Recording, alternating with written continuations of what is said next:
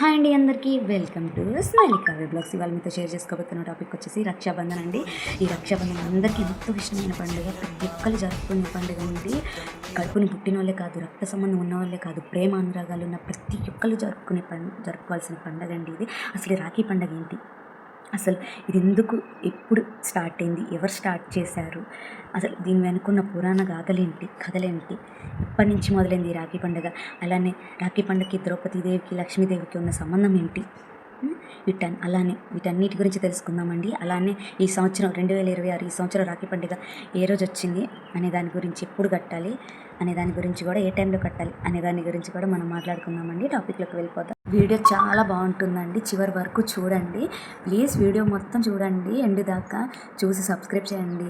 చూస్తున్నారు కానీ ఎవ్వరూ సబ్స్క్రైబ్ చేయట్లేదు, దయచేసి సబ్స్క్రైబ్ చేసి సపోర్ట్ చేయండి. మరిన్ని వీడియోస్ తీయడానికి నాకు సపోర్ట్గా ఉంటుంది.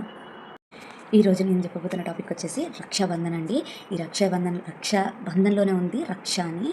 ఒక స్త్రీకి ప్రొటెక్షన్, ఒక అక్క చెల్లి తమ్ముడు అన్న కట్టే రాఖీ ఒక ప్రొటెక్షన్.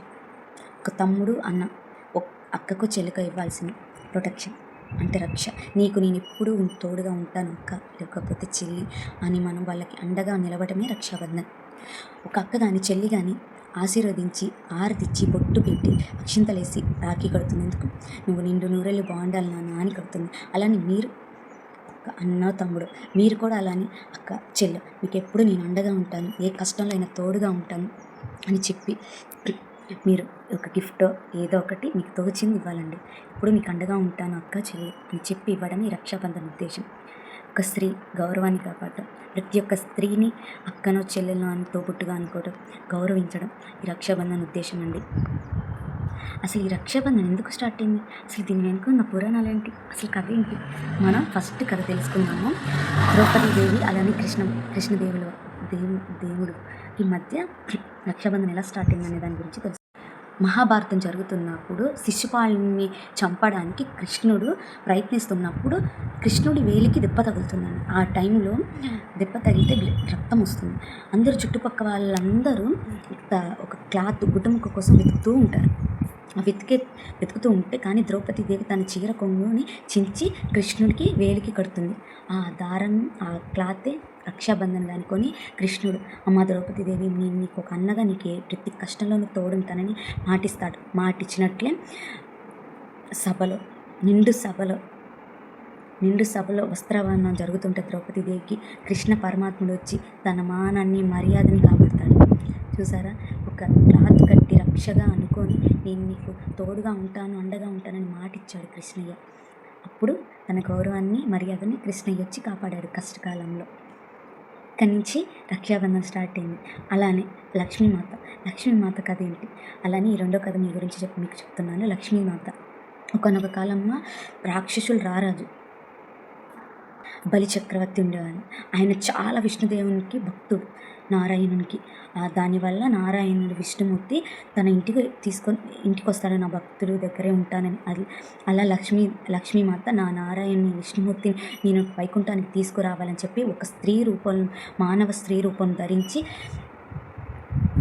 బలిచక్రవర్తి దగ్గరకు వచ్చి రాఖీ కట్టింది. అమ్మ నీకేం కావాలి అని అడుగుతాడు బలిచక్రవర్తి. అప్పుడు మానవ స్త్రీ రూపంలో ఉన్న లక్ష్మీదేవి అమ్మవారి రూపంలో వచ్చి నా భర్త వైకుంఠానికి రావాలి, నాతో పాటు వైకుంఠానికి రావాలని అడుగుతుంది. తను ఇచ్చిన మాట ప్రకారం బలిచక్రవర్తి విష్ణుమూర్తిని, అదే నారాయణుని వైకుంఠానికి లక్ష్మీమాతతో కలిసి పంపిస్తారు. ఇదండి ఒక రక్షాబంధన్కి ఉన్న మహిమ.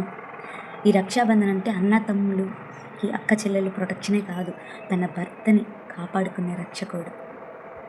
అలా లక్ష్మీదేవి రాఖీ కట్టి నారాయణ్ని వైకుంఠానికి తీసుకొచ్చింది. ఇదండి ఈ రెండు కథల ద్వారానే రక్షాబంధన్ స్టార్ట్ అయింది. ఈ రక్షాబంధన్ వెనుకున్న కథ ఇది. చాలామందికి తెలియదు, చాలామంది మర్చిపోతున్నారు. రక్షాబంధన్ అంటే రాఖీ కట్టడం, డబ్బులు తీసుకోవడం అంతే అయిపోయింది అనుకున్నాను. కాదు, రక్షాబంధన్ అంటే ఒక తోబుట్టుకి నేనున్నానని ఒక అండేయటం. మీకు 2026 అసలు రక్షాబంధన్ ఎప్పుడు వచ్చింది, ఏ టైంలో కట్టుకోవాలన్న దాని గురించి మీకు నేను షేర్ చేసుకుంటాను. ఆగస్టు 28 శుక్రవారం ఉదయం 5:57కి స్టార్ట్ అయింది. యాక్చువల్గా అయితే అండి ఆగస్టు 27వ తారీఖు మార్నింగ్ 9 కానించి పౌర్ణమి గడియలు స్టార్ట్ అయినాయి. కానీ భద్రకాలం అంటే చెడు కాలం, మంచి కాలం కాదు. అందుకనే ఇప్పుడు ఆగస్టు 27 9 నుంచి స్టార్ట్ అయినా సరే రేపు ఆగస్టు 28వ తారీఖు 5:57 దాకా ఈ భద్రకాలం ఉంది. అంటే మంచి టైం కాదు. అందుకనే 27వ తారీఖు జరుపుకోరు. అందుకని శుక్రవారం 28వ తారీఖు ఉదయాన్నే 5:57 తర్వాత నుంచి 9 గంటలు ఆ లోపు మీరు రాఖీ కట్టుకోవచ్చు. తర్వాత వీలు కాని వాళ్ళు కూడా మొత్తం బాగానే ఉందండి. ఏ చెడు కాలము లేదు, అంతా బాగానే ఉంది. కాబట్టి ఎప్పుడైనా కట్టుకోవచ్చు. 5:57 దగ్గర నుంచి ఎప్పుడైనా కట్టుకోవచ్చు అండి రాఖీ. ఇదండి రాఖీ పండుగ గురించి మీతో నేను షేర్ చేసుకున్నాను. రాఖీ పండుగ అంటే అర్థమైందా అండి? మీ అందరి ఇదండి కంప్లీట్స్ రక్షాబంధన్ గురించి మీతో షేర్ చేసుకున్నాను. అందరికీ అర్థమైందని అనుకుంటున్నాను.